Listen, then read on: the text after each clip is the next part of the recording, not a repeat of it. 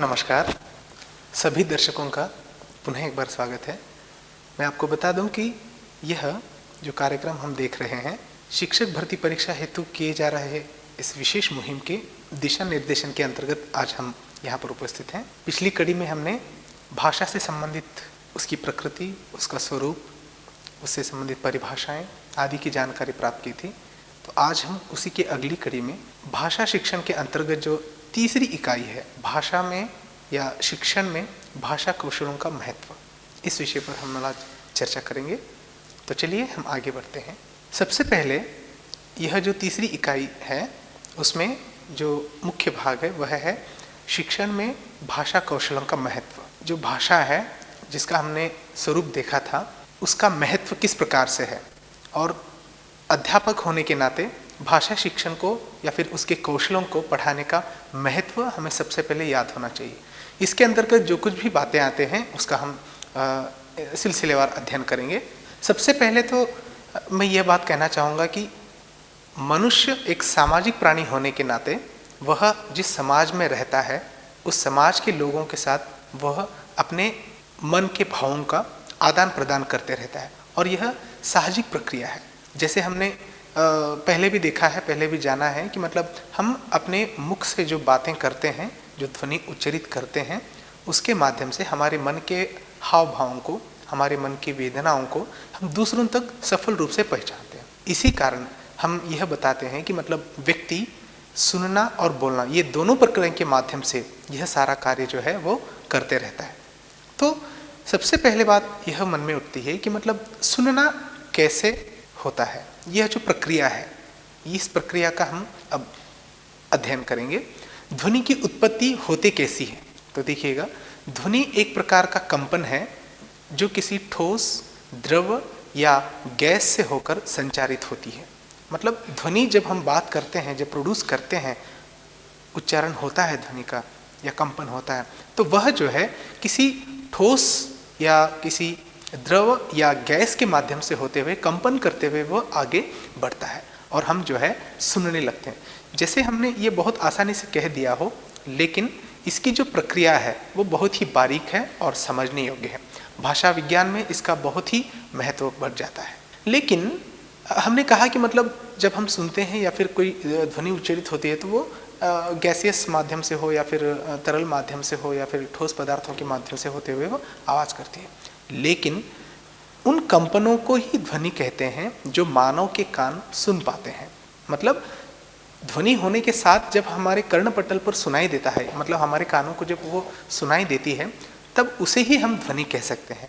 दूसरे इसको कहने में भाषा शास्त्रियों का यहाँ पर थोड़ा सा कटाक्ष है। जैसे ध्वनि अवयवों के संबंध में यह बात विचारणीय है कि आखिर ध्वनि उत्पन्न होती कैसी है। हमने यह जाना कि मतलब जब आवाज़ होती है, जब ध्वनि होती है, तो वो हमारे कान के कर्णभेदियों पर वो कंपन करती है और हम सुनने लगते हैं। लेकिन इसकी जो प्रक्रिया है, इसकी प्रक्रिया कैसे होती है, यह बहुत ही बड़ा प्रश्न है। तो चलिए हम उसकी भी आलोचना करते हैं। वायु के दो प्रकार है।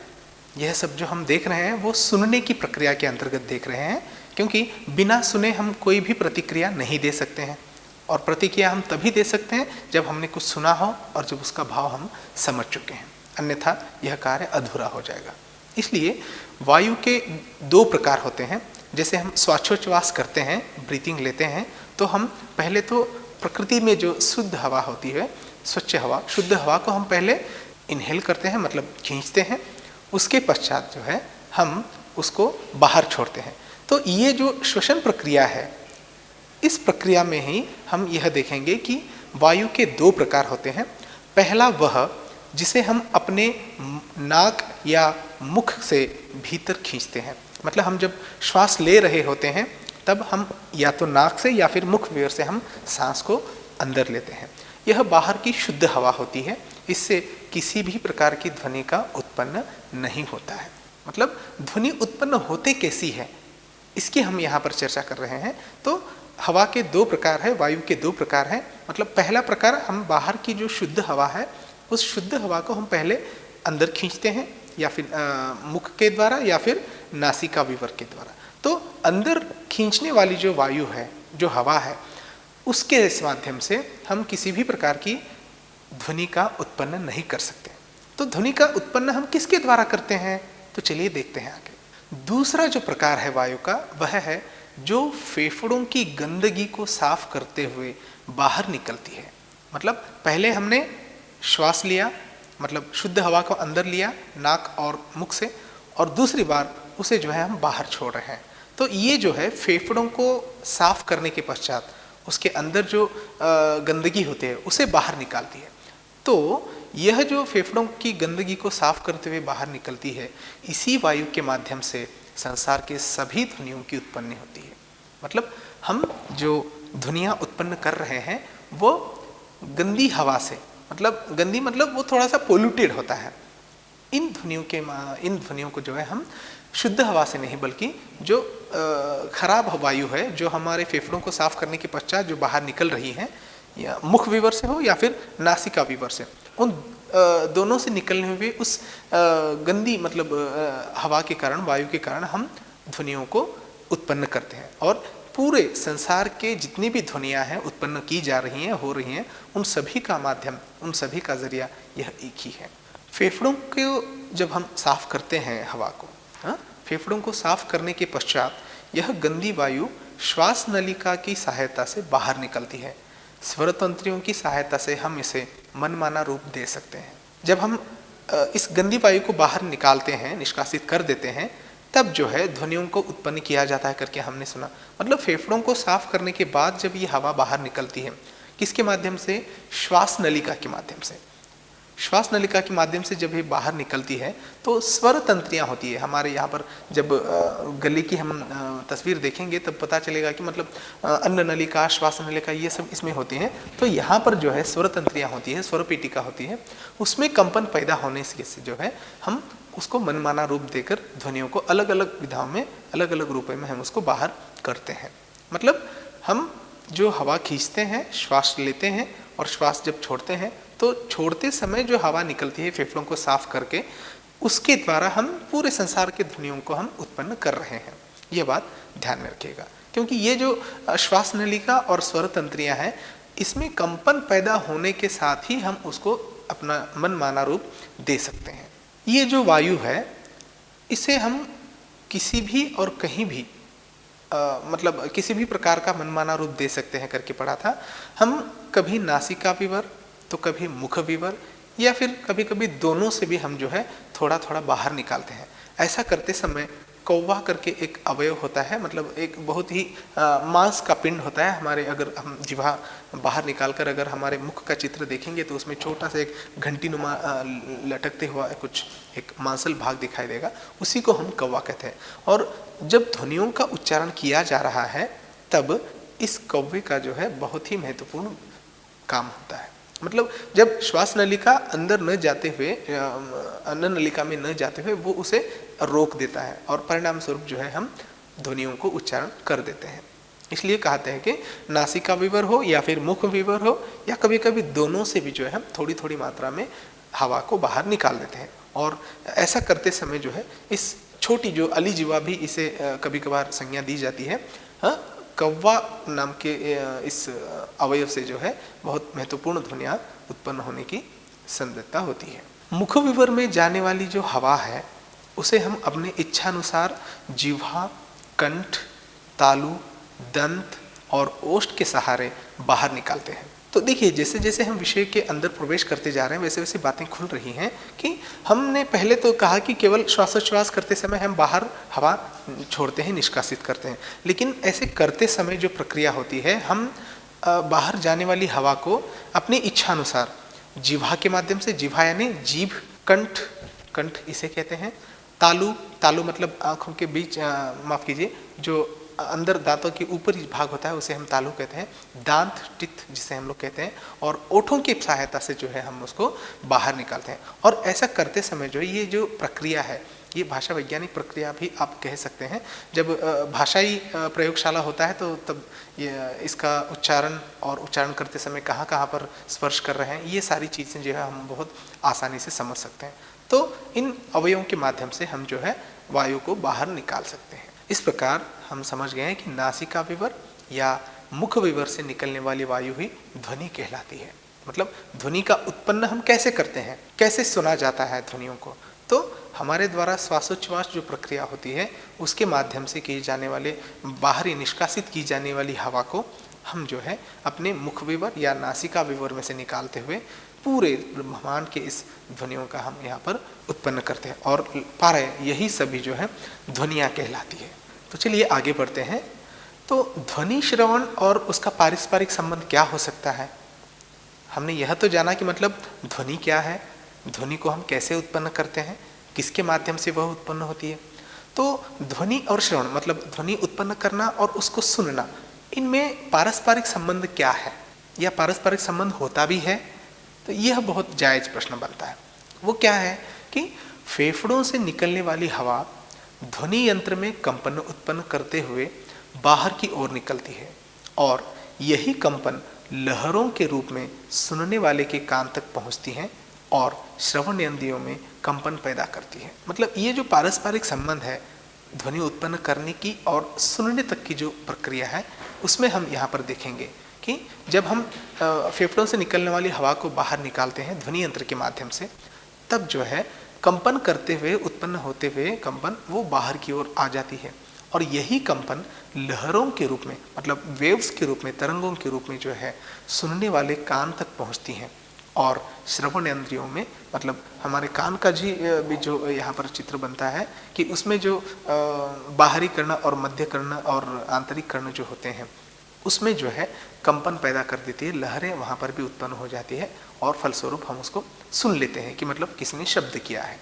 तो यह जो प्रक्रिया है, यह प्रक्रिया इतनी त्वरित गति से, इतनी जलद गति से होती है कि हम इसे काउंट नहीं कर पाते हैं।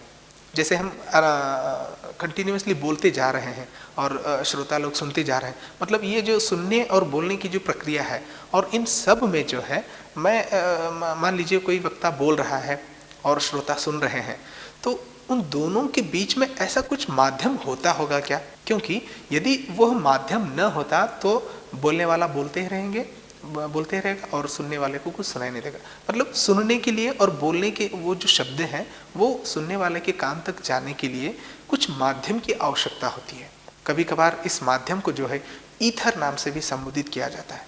हालांकि यह एक रासायनिक पदार्थ होता है, ठीक है, तो इसे कभी कभी हम ईथर नाम से भी संबोधित करते हैं। तो हमने सुना कि मतलब कहा कि श्रवण इंद्रियों में कंपन पैदा होता है, तो इस कंपन से मध्यवर्ती कर्ण और भीतरी कर्ण में भी लहरें उठती हैं।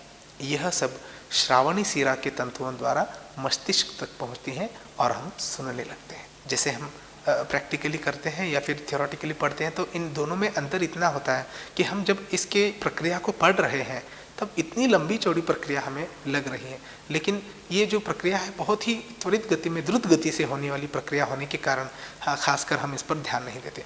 मतलब कंपन पैदा करने से मध्यवर्ती कर्ण मतलब मिडल, मध्यवर्ती कर्ण और भीतरी कर्ण मतलब सबसे लास्ट वाला, अंत वाला जो कर्ण होता है, कान के जो विभाग होते हैं उसमें भी लहरें उठने लगती हैं, मतलब कंपन पैदा उसमें होने लगते हैं।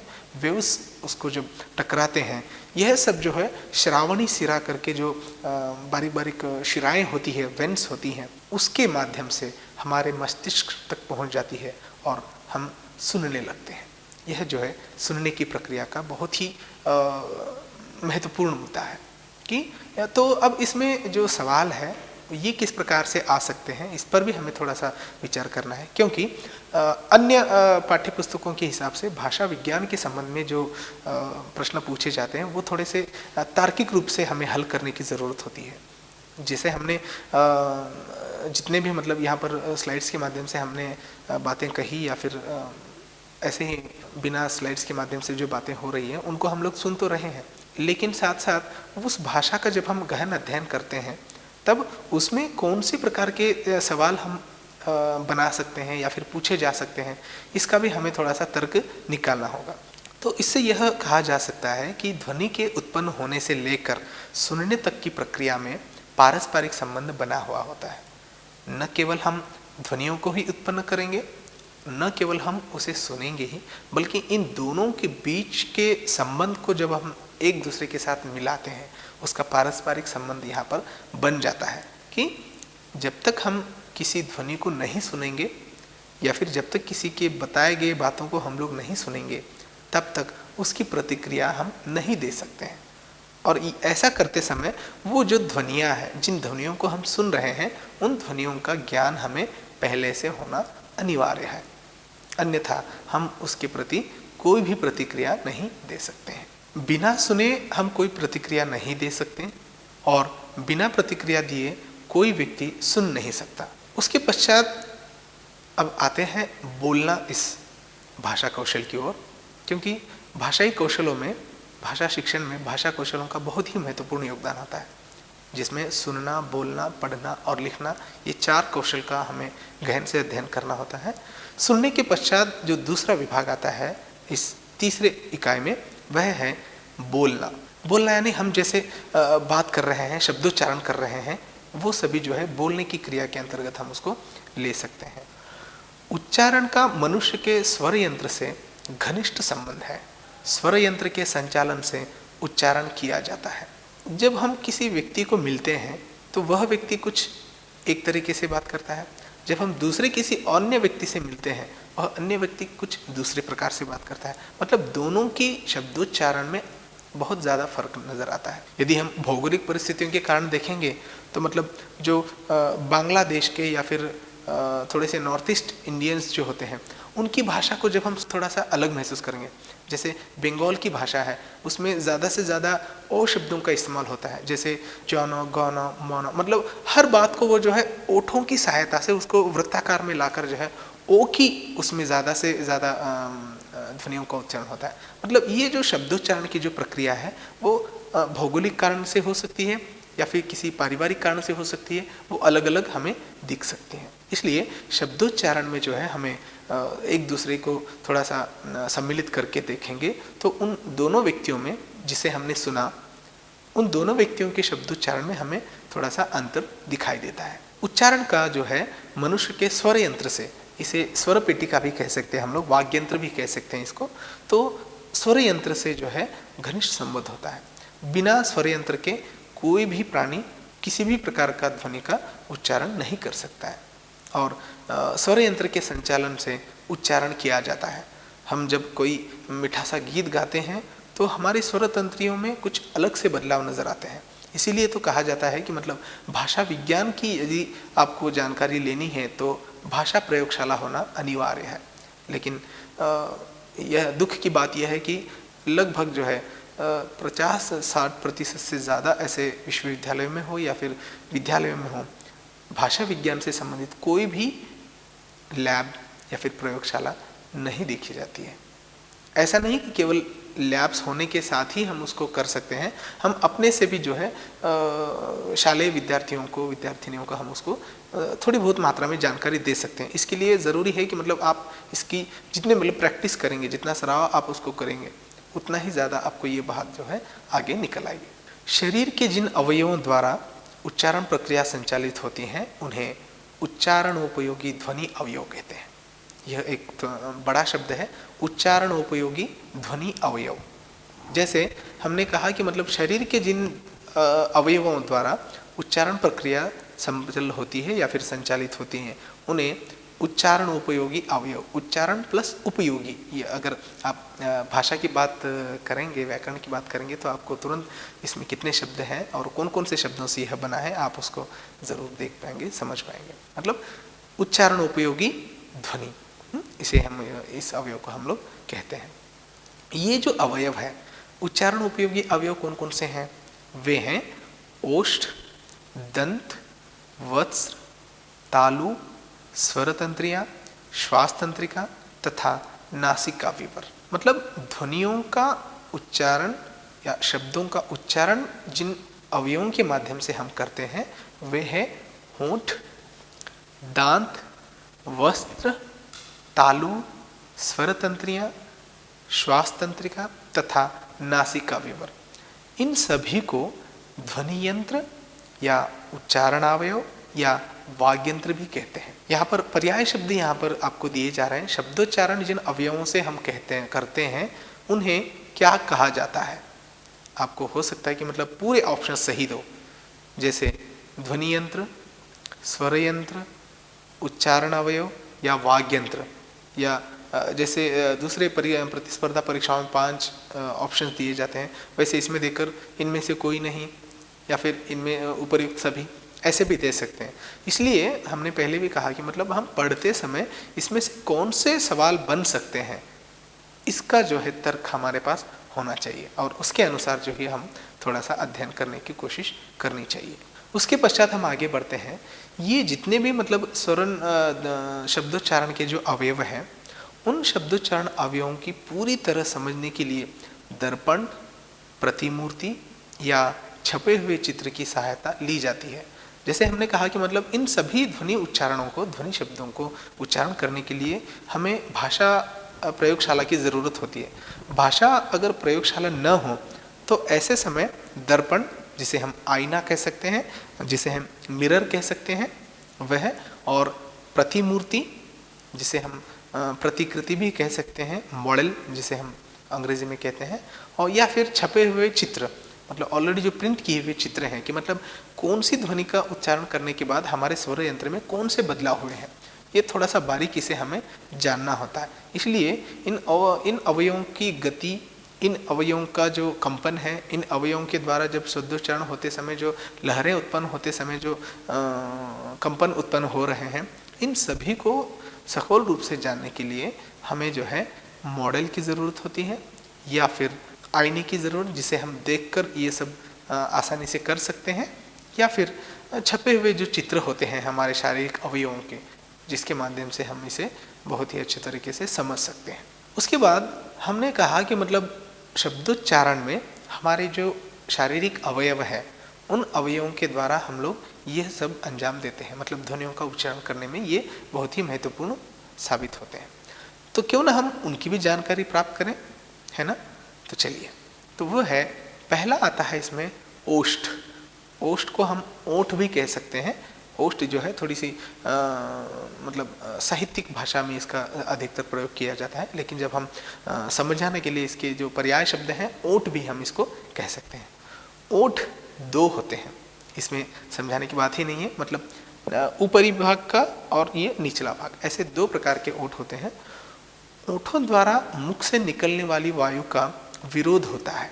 जब हम बात कर रहे हैं, वह बात करते समय हमारे मुख विवर से जो हवा निकल रही है, हमने कहा कि जो हवा फेफड़ों को साफ करके बाहर निकल रही है और जो पोल्यूटेड है, उसके द्वारा हम ध्वनियों का उच्चारण कर रहे हैं। तो ओठों के माध्यम से यह जब बाहर निकलती है, तब जो है वह थोड़ा सा विरोध करती है। किसमें? ओठों के माध्यम से। हाँ, जब ये मुख विवर से निकलती है तब जो है उसका विरोध होता है। जैसे हम इसको उदाहरण के रूप में भी दे सकते हैं। आ जो वर्ण है, आ जो ध्वनि है स्वर में, उसके उच्चारण में ओठ पूरे खुले रहते हैं। जैसे हम कहेंगे आ, तो ओठ जो है पूरे खुले रह गए, मतलब हमारा मुंह पूरा खुल गया, यानी हमारे ओठ भी खुल गए। इसके पश्चात दीर्घ ई जो वर्ण है, दीर्घ ई जो ध्वनि है, इसके उच्चारण में कुछ बंद हो जाते हैं। जैसे आ में पूरा खुला हुआ था, ई में थोड़ा सा ये दोनों ओठों का जो आकार है वो थोड़ा सा दब गया है। हाँ? और उसके पश्चात जो है ऊ के उच्चारण में वृत्ताकार हो जाते हैं। दोनों भी ओठ जो है गोलाकार स्थिति में आ जाते हैं। मतलब अलग अलग ध्वनियों के उच्चारण करते समय में हमारे ये जो ओठ है, उसकी स्थिति, उसकी जो प्रकृति है, वो थोड़ी सी बदल रही है। हर स्वर और व्यंजन को हम जब उच्चारण करते हैं, तब वहाँ पर अलग अलग प्रकार से इसको हम देखते हैं। प वर्ग के उच्चारण में ओठ पहले पूरे बंद हो जाते हैं और फिर खुल जाते हैं। प वर्ग से संबंधित जितने भी शब्द हैं, प, फ, ब, भ, म, तब इसीलिए कहा कि मतलब जब हमारे सामने दर्पण होता है, आईना होता है, तो इसे हम प्रैक्टिकली करके देख सकते हैं कि मतलब ओठों का जो आकार किस प्रकार से हो रहा है, किन ध्वनियों को उच्चारण करने में। प जैसे हमने कहा कि मतलब प वर्ग की जितनी भी ध्वनियाँ हैं, उसका जब हम उच्चारण करते हैं, तब हमारे ओंठ जो है थोड़े से बंद हो जाते हैं या फिर तुरंत खुल भी जाते हैं। उसके पश्चात आते हैं इन ध्वनि अवयवों को उच्चारण करने में अवयव है, वो है दांत। लग सकता है ये मतलब दांतों से हम कोई मतलब शब्दों का उच्चारण कर सकते हैं क्या? जी हाँ, बिल्कुल शब्दों का उच्चारण होता है। यही होता है कि मतलब ये जो भाषा विषय है, जितना हम उसको मतलब प्रात्यक्षिक रूप में प्रैक्टिकली करके देखेंगे, तब जो है इसके अवयवों का हमें पूरा ज्ञान मिल सकता है। तो देखिए, उच्चारण की दृष्टि से दांतों के 3 भाग होते हैं, उसे हम 3 भागों में विभाजित करते हैं। दांत का निचला भाग जो बहुत ही शार्प होता है, उसकी जड़ और जड़ से सटा हुआ खुरदरा भाग, समझ रहे हैं। तो दांतों का भी इसमें बहुत बड़ा योगदान होता है। जैसे त, थ, द, ध, ये जब ध्वनियाँ हम उच्चारण करते हैं, इन ध्वनियों का जब हम प्रोड्यूस करते हैं, तब जो है हमारी जो जिह्वा है, हमारी जो जीभ है, वो दांतों से टकरा रही है, या फिर उन दांतों के जड़ के बाजू में जो खुरदरा भाग है उसको हम उसको जो है जिह्वा टकरा रही है। अगर मान लीजिए दांत ही न होते, जैसे तोतले बोलने वाले जो लोग होते हैं, या फिर बुढ़ापे में जिनके दांत गल जाते हैं, ऐसे लोगों को जो है भाषा ठीक से नहीं आती।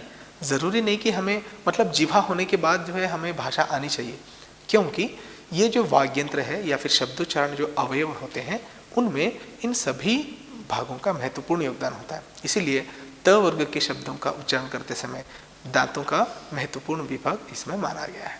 अब ये जो 3 भाग थे कि दांत का ये पहला भाग, जड़ और जड़ से जो लगा हुआ सटा हुआ जो खुरदरा भाग है, उसे यदि हम प्रैक्टिकली देखना चाहें तो तकली, रमा तथा टमाटर, ये 3 शब्दों को अगर हम बारीकी से उच्चारण करेंगे तो दांतों के वो जो 3 भाग हैं, उन तीनों भागों को हम आसानी से समझ सकते हैं, स्पर्श देख सकते हैं, महसूस कर सकते हैं। कौन कौन से शब्द? तकली, रमा और टमाटर। तो जीभ और दांत का जो संबंध है वो कहाँ से स्पर्श करते हुए वो ध्वनियों को उत्पन्न कर रही है, यह हम जो है दांतों के माध्यम से और इस अवयव के माध्यम से हम इसको जान सकते हैं। उसके पश्चात शब्दोच्चारण के अवयव में आता है नाक। जब किसी ध्वनि का नाक से निकलना होता है, तब मुख के भीतर से बाहर आने वाली हवा, कुछ हवा नाक से छोड़ी जाती है। जैसे हम ध्वनियों का उच्चारण कर रहे हैं, ध्वनियों का उच्चारण करते समय हम अंदर से बाहर निष्कासित होने वाली हवा को न केवल मुख विवर से छोड़ते हैं बाहर, बल्कि नासिका विवर से या फिर दोनों के माध्यम से भी बाहर छोड़ते हैं करके हमने पढ़ा था।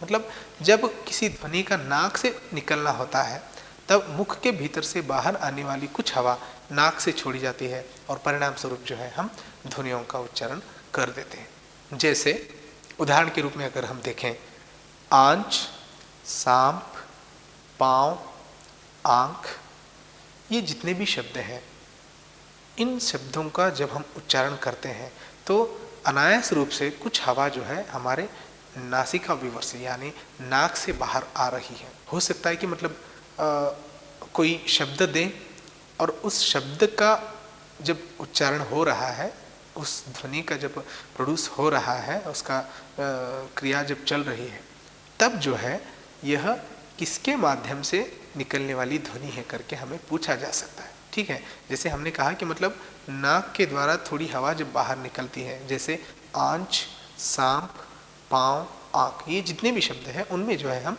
उसका इस्तेमाल कर रहे हैं नाक का। उसके बाद हैं, हम घर जा रहे हैं, बिंदी जब आती है, या फिर हूँ, मैं भोजन करता हूँ, आदि ध्वनियाँ मुख विवर बंद करने पर भी केवल नाक से भी बोली जाती है। मतलब हम जो ये ध्वनियाँ उत्पन्न करते हैं, कुछ ध्वनियों को हम बिना मुंह खोले नहीं कर सकते हैं, और कुछ ऐसी भी ध्वनियाँ हैं जिनको हम मुख विवर बंद करने के बाद यानी केवल और केवल नाक से भी कर सकते हैं। ऐसे शब्द हैं और हूँ। उसके पश्चात हमने एक बात कही थी, कौवा। तो ये जो कौवा है, हमने कहा कि इसकी जो स्थिति है, हमारे यहाँ जब अपने मुख को थोड़ा सा ज़्यादा खुलकर देखते हैं तो यह घंटी के आकार का नज़र आता है और हमेशा जो है लटकते रहता है।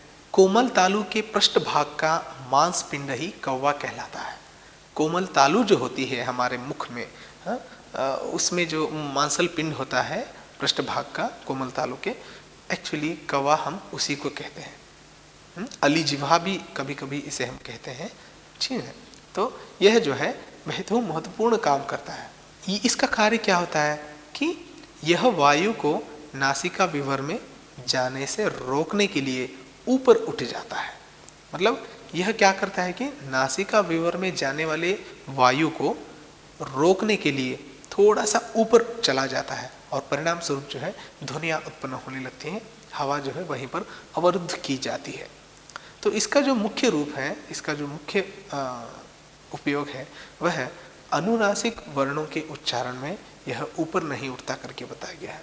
जब हम अनुनासिक स्वर हो या फिर व्यंजन हो या फिर कोई भी वर्ण हो अनुनासिक, ऐसे वर्णों में यह जो है ऊपर कदापि नहीं उठता है।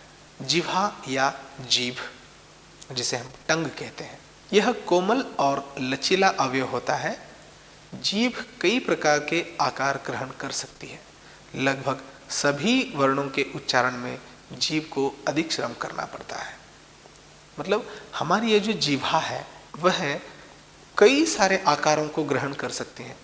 इसे हम कभी वृत्ताकार घुमा सकते हैं या फिर कभी इसको एकदम नोकदार बना सकते हैं या फिर कभी हम इसको चौड़ा भी बना सकते हैं। शायद इसीलिए जो है लगभग दूसरे अवयवों से जिह्वा को जो है अधिक स्पेस मिला है और यह इतना लचीला होता है, इतना फ्लेक्सिबल होता है कि आप इसे जैसे चाहे मोड़ सकते हो अपनी इच्छानुसार और भाषा या फिर ध्वनि का हम उसमें उच्चारण कर सकते हैं। इसलिए जिह्वा का जो है बहुत ही महत्वपूर्ण भाग माना जाता है और यह कहा जाता है, माना जाता है कि लगभग सभी वर्णों के उच्चारण में, सभी ध्वनियों के उच्चारण में इस जिह्वा का या जीभ का महत्वपूर्ण योगदान माना गया है। तो ये जो जिह्वा है, यह जो जीभ है, उसे हम मुख्य रूप से 5 भागों में विभाजित करते हैं। 5 पार्ट्स में इसको हम डिवाइड कर सकते हैं। वे कौन कौन से हैं देखते हैं। जिह्वाग्र, मतलब जिह्वा का जो पहला भाग है, जीभ की जो पहली स्थिति है, मतलब स्टार्टिंग पॉइंट जो होता है, उसे हम जिह्वाग्र कहते हैं। उसके पश्चात जिह्वा मूल, जीभ की जो मूल भाग होती है, मूल भाग में जो है हम इसको देख सकते हैं। मतलब इसे जब 5 विभागों में हम अलग अलग करके विभाजित कर रहे हैं तो जिह्वाग्र, जिह्वामूल, जिह्वा मध्य, मतलब ये मिडिल स्थिति की पोजीशन मैं बता रहा हूँ। मतलब जिह्वा मध्य, जैसे कि उसके शब्दों से ही हमें पता चल रहा है कि वो मध्यवर्ती भाग है। उसके पश्चात है जिह्वोपाग्र और जिह्वापश, मतलब दिखने वाली एक छोटी सी लचीली इकाई मान लीजिए इसे, या फिर एक छोटा सा अवयव समझ लीजिए, लेकिन कितना महत्वपूर्ण काम करता है और इसकी कितने बारीकी से हमने जो है 5 भागों में विभाजित किया है। ये 5 विभाग भी, ये या फिर ये 5 जो अलग अलग भाग हैं, उनका अपने आप में बहुत महत्वपूर्ण योगदान होता है। हर एक भाग से जो है हम ध्वनियों का उच्चारण करते हैं या फिर ध्वनियों का उच्चारण में उसका योगदान होता है। इसलिए शायद यही कारण है कि मतलब जिह्वा को जो है संपूर्ण अवयवों के रूप में थोड़ा सा अधिक स्पेस मिला है और अधिक लचीला है। जैसे हम दांत हैं, नाक है, इनको हम मोल्ड नहीं कर सकते हैं, लेकिन शब्दों के उच्चारण करते समय या फिर ध्वनियों की उत्पत्ति करते समय जिह्वा को जो है, जीभ को जो है हम लोग मन चाहा रूप, जैसे मन चाहे मनमाना रूप उसको हम लोग दे सकते हैं। तो चलिए ऐसे आगे बढ़ते हैं। वह है जीभ की नोक मूर्धा, तालु तथा दांत आदि का स्पर्श इस प्रकार करती है कि भीतर से आती हुई हवा का प्रभाव अवरुद्ध हो जाता है। इस प्रक्रिया के द्वारा सभी स्पर्श ध्वनियाँ निकलती है। मतलब स्पर्श, स्पर्श मतलब छूना, टच करना। तो क्या होता है कि जीभ की नोक मूर्धा, तालु तथा दांत आदि का स्पर्श इस प्रकार करती है। मतलब जिह्वा इन सभी अवयवों को इस प्रकार से मतलब स्पर्श करती है कि भीतर से आती हुई वायु का प्रभाव अवरुद्ध हो जाता है। देखिए कैसे, मतलब हवा के रुख को या फिर हवा के प्रभाव को, हवा के प्रवाह को ये कैसे अवरुद्ध कर रही है, वहीं पर रोक रही है। इसीलिए जो है इसका महत्वपूर्ण योगदान माना जाता है और इसी के माध्यम से हम जो है अधिक से अधिक शब्दों का या फिर वर्णों का उच्चारण संभव हो पाता है, कर पाते हैं। तो वहाँ पर जब वायु अवरुद्ध हो जाती है, रुक जाती है, तो इस प्रकार से सभी स्पर्श ध्वनियों का हम इसमें उच्चारण करते हैं। क्योंकि यहाँ पर अवयवों को जब हम स्पर्श कर रहे होते हैं तब जो है हवा के रुख को हम थोड़ा सा बाधित कर रहे हैं, वहाँ पर उसको रोक रहे हैं। तो देखिए इसके पश्चात हमने कहा कि मतलब अलग अलग वर्णों को हम अलग अलग भाषा उच्चारण माध्यम से अवयवों से जो है करते हैं, वो कौन कौन से हैं ज़रा देखते हैं हम लोग। या इसे आप एक तालिका के रूप में भी देख सकते हैं, या फिर एक तालिका के रूप में भी आप इसको कह सकते हैं, है ना। जैसे यहाँ पर एक तालिका बनाई गई है। वर्ण एक पहले कॉलम में है और दूसरे कॉलम में उच्चारण स्थान, कि मतलब कौन कौन से वर्ण, कौन कौन से उच्चारण अवयवों के माध्यम से हम उत्पन्न करते हैं। तो चलिए देखते हैं। वर्ण अ, आ और ह, ये जो वर्ण है इनका उच्चारण कंठ के माध्यम से होता है। यहाँ पर थोड़ा सा बल मिल रहा है। हाँ, इस प्रकार हम प्रात्यक्षिक रूप करके, प्रैक्टिकली करके भी हम इसको देख सकते हैं, ठीक है ना। उसके पश्चात है क, ख, ग, घ, जिह्वा मूल। हमने कहा कि मतलब जिह्वा के 5 भाग हैं और उनमें जिह्वा मूल, जिह्वा का जो पहला भाग है उसे हम इसको देख सकते हैं। मतलब क, ख, ग, घ, इन ध्वनियों का जब हम उच्चारण करते हैं तब जो है जिह्वा मूल इस शारीरिक अवयव से जो है, उच्चारण के अवयव से हम यह संभव कर पाते हैं। उसके पश्चात देखिए ई, च, छ, ज, झ, य और श। ये जो ध्वनियाँ हैं, इन ध्वनियों का जब हम उच्चारण करते हैं तो तालु को स्पर्श करते हैं। ई, ह्रस्व और दीर्घ ई में हम तालु का इस्तेमाल कर रहे हैं। च, छ, ज, झ और य, श, इन ध्वनियों का उच्चारण करते समय हम जो है तालु का उपयोग कर रहे हैं। इसलिए स्वरोच्चारण में हमेशा वर्ण और वे वर्ण कहाँ से उत्पन्न हो रहे हैं, शरीर के कौन से अवयवों का उसमें योगदान, भूमिका निभा रहे हैं, इन सभी को हम लोग देख सकते हैं। उसके पश्चात आता है शब्दोच्चारण में र, ट, ठ, ड, ढ, र और श। ये जो है आप पहले भी मतलब मैंने कहा था, अगर इसे आप प्रैक्टिकली करेंगे तो ये बात जो है और आसान हो जाएगी। और जैसे मतलब हाल ही के प्रश्न में, मतलब प्रश्न पत्रों में तो यह नहीं बताई गई बात, लेकिन जो पहले पुराने प्रश्न पत्र हुआ करते थे उसमें जो है यह बात बहुत ही आसानी से बताई गई थी कि र, ट, ठ, ड, ढ, र और श, ये जो है मूर्धा जो अवयव होता है उसके माध्यम से हम इन ध्वनियों का उच्चारण या कर सकते हैं। उसके पश्चात इससे पहले भी हमने देखा कि मतलब दांतों के माध्यम से भी जो है, दंत के माध्यम से भी कोई किसी प्रकार के वर्णों का हम उच्चारण करते हैं। जैसे त, थ, द, ध, ल और स। माने ये जो प्रक्रिया है, ये प्रक्रिया करने के पीछे जो है हम दांतों का इस्तेमाल करते हैं और इन ध्वनियों का उच्चारण करते समय दांतों का उच्चारण करते हैं। जैसे त, थ, द, ध, ल, स। जब हम इन ध्वनियों को उच्चारण करते हैं तो हमें पता चल जाता है कि हमारी जिह्वा कहाँ पर स्पर्श कर रही है, इसलिए स्पर्श ज्ञान होना भी हमें उतना ही जरूरी है। उसके पश्चात है उ, प, फ, ब और भ, यानी ओठ। ये जितने भी मतलब ध्वनियाँ हैं वे ओठों के माध्यम से हम लोग उत्पन्न कर रहे हैं। हाँ, परीक्षार्थी ध्यान दें, जहाँ तक मैं समझता हूँ प्रश्नों का स्वरूप जो भी हो, हमें थोड़ी सी तार्किकता का इस्तेमाल करके एलिमिनेशन पद्धति को अपनाकर, मतलब जो गलत है उन आंसर के ऑप्शंस को जो है छांटते हुए हम अगर उत्तर की तरफ बढ़ेंगे, आंसर की ओर बढ़ेंगे तो हमें बहुत अच्छा मतलब परिणाम मिल सकता है। इसलिए ये जो भाषा और उससे संबंधित जो वर्ण, उच्चारण और स्थान के जो भेद हैं उसको यदि हम एक तालिका के रूप में, टेबल के रूप में यदि पढ़ते हैं तो हमें बहुत ही सुविधा होगी। इसलिए ये एक तरफ आपको हो सकता है कि मतलब डायरेक्ट प्रश्न नहीं दे रहे हैं, आप एक बात ध्यान से रखिएगा, जैसे मतलब हम किस देश के निवासी हैं, ये इतना सादा सादा उत्तर या प्रश्न आपको नहीं देंगे।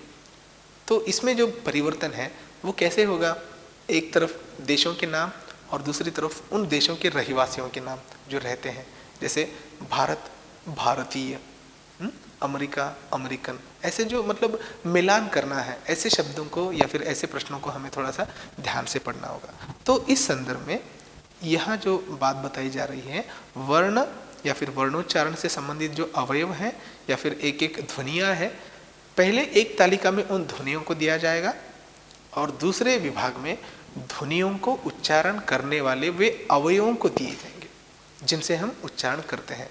आपको करना क्या है कि मतलब जो सही मिलान है उन सही मिलानों को लगाने के बाद आपके जो आंसर्स होंगे उनको छानते हुए आप उत्तर की ओर बढ़ सकते हैं। इसलिए ये हमारे नित्य जीवन में उपयोगी आने वाले शब्द हैं, ध्वनियाँ हैं। इसलिए बेहतर है कि मतलब इसका थोड़ा सा गहन अध्ययन करें। एक तरफ ध्वनियों को लिखें, दूसरी तरफ ध्वनियों को उत्पन्न करने वाले अवयवों को। ठीक, तो आगे बढ़ते हैं। उसके बाद उ, उ, ह्रस्व उ और दीर्घ उ, उसके पश्चात प, उसके बाद फ, ब, भ। ये जितने भी शब्द हैं, ये जितने भी ध्वनियाँ हैं, वर्ण हैं, वे जो है ओंठ के माध्यम से हम इसका उच्चारण कर रहे हैं। माने ओठों का भी इसमें जो है बहुत महत्वपूर्ण योगदान माना जाता है। अब देखिए, ए, आई, इसका उच्चारण स्थान है कंठ तालु, मतलब केवल एक ही मतलब अव से नहीं, दोनों अवयवों को स्पर्श करते हुए भी कई ध्वनियाँ उत्पन्न की जाती हैं। इसलिए ए, आई, ये जब हम ध्वनियाँ उत्पन्न करते हैं तो कंठ और तालु दोनों को स्पर्श करते हैं। हाँ, उसके बाद आ, औ, कंठोष्ठ, कंठ और ओठ दोनों भी इसमें आकार लेते हैं या फिर दोनों में थोड़ा सा बदलाव नजर आता है। उसके पश्चात एकमात्र वर्ण है व, यह जो है दंतोष्ठ के माध्यम से हम इसको ले सकते हैं या फिर इसकी उत्पत्ति की जा सकती है।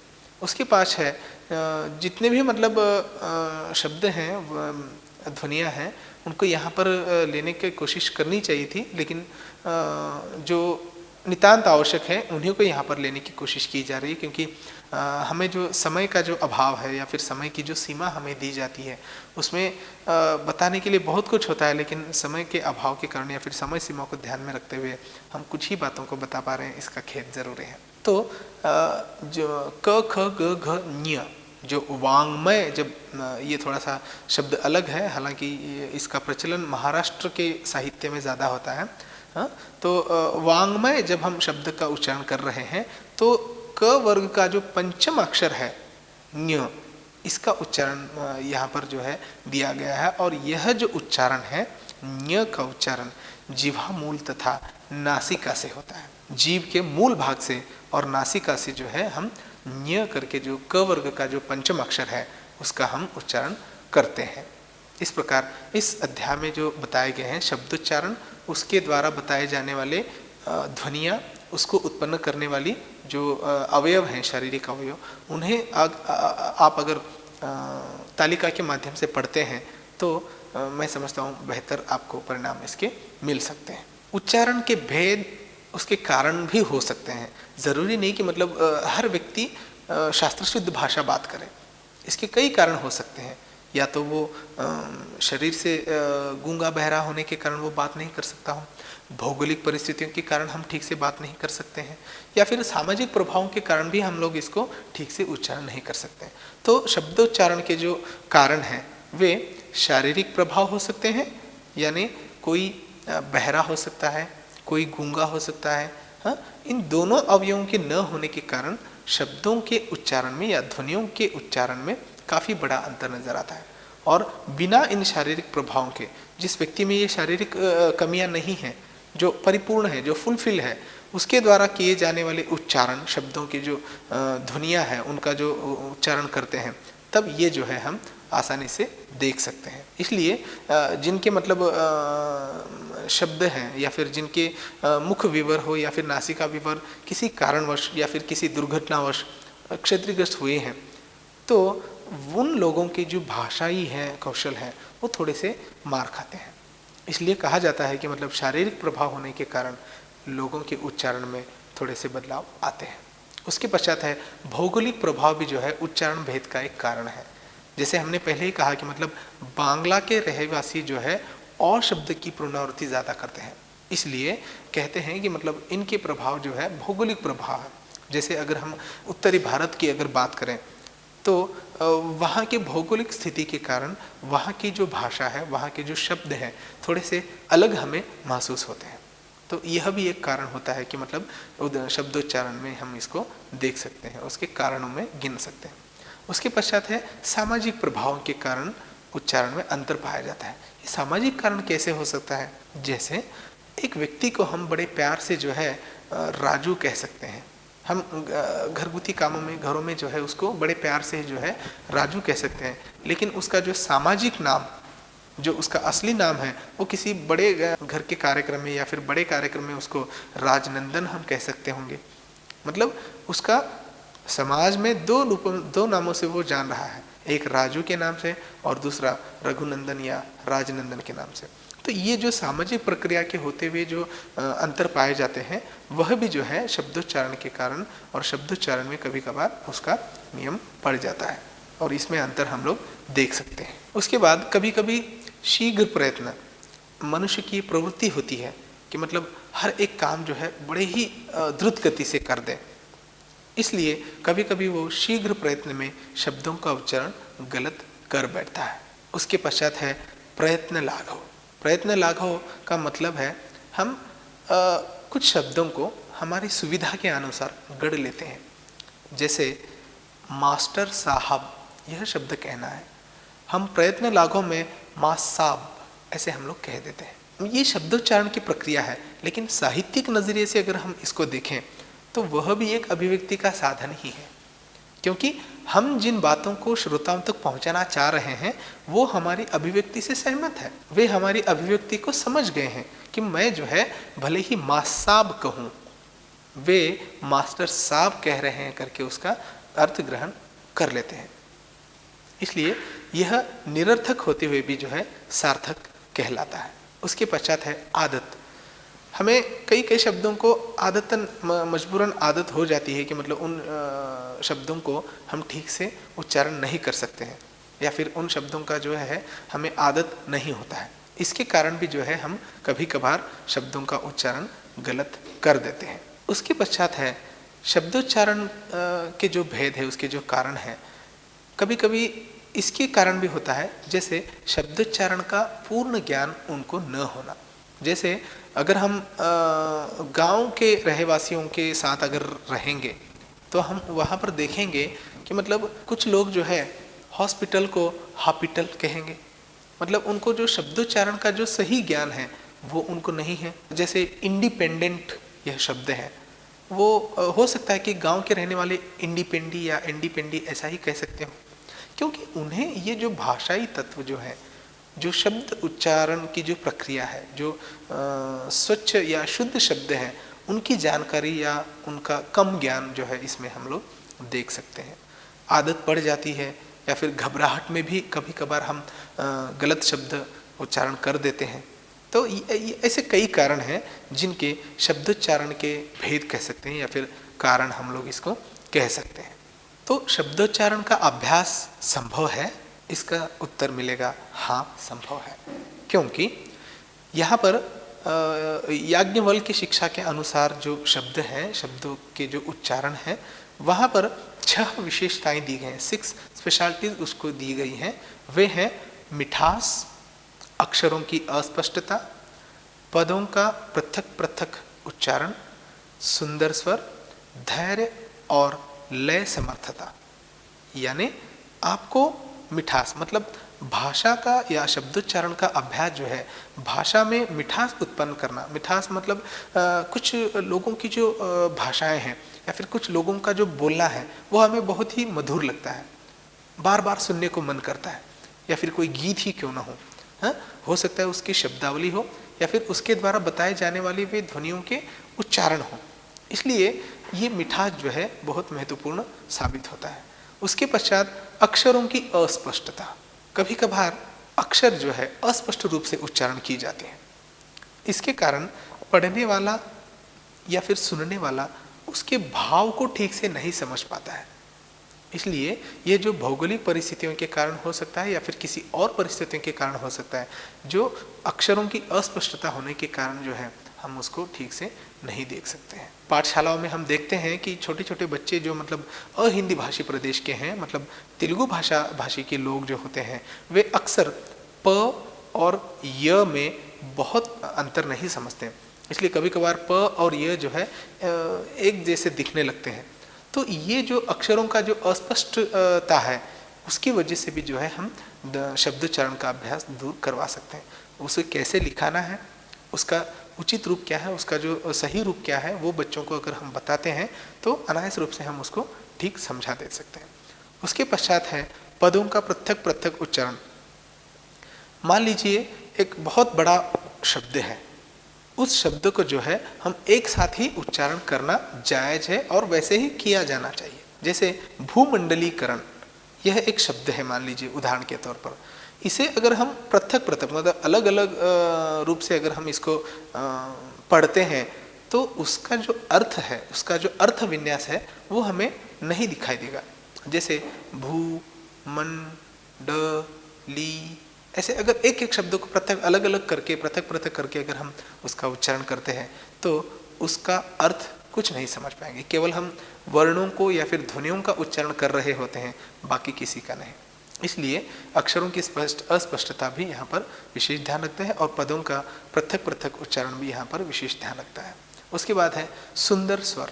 हम किसी गायिका द्वारा या फिर गायक द्वारा गाए जाने वाले गीतों को ऐसे ही नहीं सुनते हैं या फिर ऐसे ही नहीं चाहते हैं, क्योंकि उनका जो माधुर्य भाव होता है, उनकी जो सुंदरता होती है बोलने में या फिर गाने में, उसकी वजह से हम लोग उसको चाहते हैं। इसलिए सुंदर स्वर भी जो है एक महत्वपूर्ण भाग होता है शब्दोच्चारण के अभ्यास में। उसके पश्चात आता है उन 6 विशेषताओं में जिसे याज्ञवल्क्य ने बताए थे। धैर्य। मान लीजिए एक व्यक्ति को बात करना नहीं आता, खासकर मंच पर जब कोई कार्यक्रम चल रहा हो और उसे मंच पर जबरन लाकर खड़ा कर दिया कि कहा गया कि चलो आप इस विषय पर भाषण दीजिए। जिस व्यक्ति में स्टेज फियर होता है, मंच भय जिसको होता है, वह व्यक्ति जो है अपने आप पर से आपा खो देता है और उसमें क्या बात करें या बातें करते समय हम सही बात कर रहे हैं या गलत शब्दों का उच्चारण कर रहे हैं, ऐसी बातें जो है हो जाता है। इसलिए व्यक्ति को या फिर मनुष्य को धैर्य भी रखना चाहिए। ऐसी स्थिति में मान लीजिए कभी कभार घबराहट की स्थिति में या फिर कभी कभी बहुत ही आनंद की स्थिति में हम ऐसी गलतियां कर देते हैं।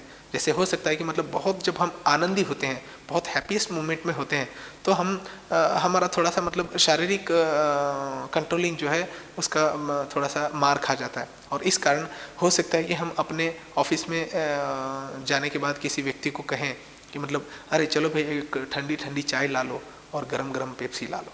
मतलब ये हमें पता है कि मतलब पेप्सी गरम गरम नहीं पी जाती और ठंडी ठंडी चाय नहीं पी जाती, लेकिन धैर्य न होने के कारण, शारीरिक इसमें असमतुलता आने के कारण जो है हम घबराहट की स्थिति में या फिर अत्युत्साही स्थिति में ऐसे शब्दों का या फिर ऐसे वाक्यों का हम लोग वर्णन कर देते हैं जिससे गड़बड़ी आ जाती है। तो धैर्य भी जो है व्यक्ति में होना चाहिए, जिससे शब्दोच्चारण का अभ्यास हम लोग ठीक से कर सकते हैं। उसके साथ अंतिम जो विभाग है, अंतिम जो शब्दोच्चारण की विशेषता है वह है लय समर्थता। भाषा उच्चारण करते समय या फिर ध्वनि उच्चारण करते समय लय का भी बहुत महत्व होता है। कुछ शब्द जो है या फिर कुछ वाक्य जो है लयबद्धता से सुर ताल लय में यदि हम गाएंगे तो उसकी लयबद्धता के कारण उसकी जो सुंदरता है वो अपने आप से झलकने लगेगी। जैसे जय जन भारत जनमन अभिमत, ये जो सेंटेंस, ये जो गीत का एक जो वाक्य था, उसे यदि हम मन चाहे मतलब जन मन अधिम ऐसे अगर गाएंगे तो उसकी जो लयबद्धता है वो लयबद्धता टूट जाएगी। मतलब याज्ञवल्क्य ने जो 6 विशेषताएं शब्दोच्चारण के अभ्यास की जो बताए हैं, उनमें लय समर्थता या फिर लय सार्थकता भी एक महत्वपूर्ण मुद्दा हो सकता है। क्या हम पाठशाला में वार्तालाप के अभ्यास करवा सकते हैं? क्या ये संभव है? क्योंकि हम पाठशाला में केवल पाठ्यक्रम पढ़ाने के लिए आते हैं करके ऐसे भी कुछ मान्यताएं हैं, लेकिन ये सरासर गलत है। माना कि हम वहाँ पर पाठ्य पुस्तक के अनुसार पाठ्यक्रम को पूरा करने के लिए वहाँ पर आते हैं, लेकिन भाषाई शुद्धता को वहाँ पर बच्चों को प्रदान करने के लिए भी हमें वहाँ पर नियुक्ति होती है, इसको भी ध्यान रखें। मान लीजिए कोई एक बालक गलत शब्द का उच्चारण करता है या फिर गलत शब्द का प्रयोग कर रहा है बोलने में या फिर गाने में या फिर लिखने में, तो उसे हम तुरंत रेक्टिफाई करके, तुरंत पहचान कर उसको जो सही रूप है उसका वह बताना चाहिए, चाहे वो ध्वनियों के उच्चारण में हो या फिर लेखन में हो। जब हम लेखन की बात करेंगे तो ये बातें सब आगे आएंगे। पाठशाला में वार्तालाप का अभ्यास निम्न प्रकार से किया जा सकता है, जैसे शुद्ध बोलने का अभ्यास बालकों को करवाना चाहिए और साथ साथ शुद्ध बोलने वालों के साहचर्य में हम उसको रखने चाहिए। मतलब जब हम अच्छे लोगों के साथ रहते हैं, शुद्ध बोलने वालों के साथ रहने से भी उच्चारण में शुद्धता आ जाती है। इन दो उपायों से बालकों में उच्चारण दोषों का निवारण हम कर सकते हैं। उच्चारण संबंधी शब्दता पूरे शब्द की होनी चाहिए, न कि केवल अशुद्ध अंग की। जैसे उदाहरण के रूप में कोई एक बालक हो, सुशोभित शब्द को सुशोभित कहता हो, तो उच्चारण अभ्यास में पूरे शब्द सुशोभित को ही हम पढ़ाना चाहिए, न कि केवल सु का। मतलब सुशोभित ऐसे ही उसका उच्चारण करवाना चाहिए, शब्दोच्चारण का अभ्यास करवाना चाहिए, न कि केवल नहीं आप सु के स्थान पर शु इस्तेमाल कर रहे हो, केवल शु को ही पढ़िए, ऐसा नहीं। इसलिए पूरे शब्दोच्चारण से संबंधित जो बात है उसमें पूरे शब्द की होनी चाहिए अभ्यास में, न केवल शुद्ध अंग की। इस प्रकार से पाठशाला के अंतर्गत हमें कौन कौन से दक्षताएं लेनी चाहिए, इसका भी हमने अध्ययन किया। तो दर्शकों और परीक्षार्थियों, हमने इस पाठ में मतलब तीसरे भाग में जो विशेष बातें थी, सुनना और बोलना। सुनने की प्रक्रिया क्या है, ध्वनि को कैसे उत्पन्न करते हैं, सुनने और बोलने में कौन कौन सा पारस्परिक संबंध है, उसमें कौन कौन से अवयव, कौन कौन से माध्यम से, स्वर यंत्र के माध्यम से कहाँ से हम उत्पन्न करते हैं, इन सभी का जो है अध्ययन किया। अगली कड़ी में एक नए विषय के साथ हम फिर से मिलेंगे। तब तक के लिए विराम। TSAT के माध्यम से आप इसे देख सकते हैं। सूचनाएं और सुझाव सहर्ष आमंत्रित हैं, ताकि उसी के बल पर हम आने वाले एपिसोड्स में नई नई बातों को जोड़ सकते हैं। कई लोग कहते हैं कि मतलब प्रश्नों का स्वरूप बताइए, अगली वाली कड़ी में इसका भरपूर हम कोशिश करेंगे। तो धन्यवाद।